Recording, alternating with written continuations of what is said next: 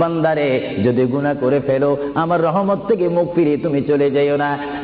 বান্দা, আকাশ পরিমাণ যদি গুনাহ করো, পাতাল পরিমাণ যদি গুনাহ করো, সাগরের পানি পরিমাণ যদি গুনাহ করো, পাহাড় তুলনায় যদি তুমি গুনাহ করো, আমার দরবার থেকে তুমি নিরাশ হইও না। বান্দা, আমি তোমাকে একটি রাস্তা পাঠাই দিচ্ছি, একটি পথ তোমাকে আমি দেখাই দিচ্ছি। সেই পথটি কোন পথ তোমরা জানো? ওয়ালাউ আন্নাহুম ইয যালামু আনফুসাহুম জাউকা। বান্দারে, যখন তোমরা বরবাদ হয়ে যাবে তখন তোমাদেরকে একটা পথ আমি তোমাদেরকে দেখাই দিলাম। সেই পথটির নাম হচ্ছে আমার রাসূলের মদিনা। জোরে বলেন সুবহানাল্লাহ।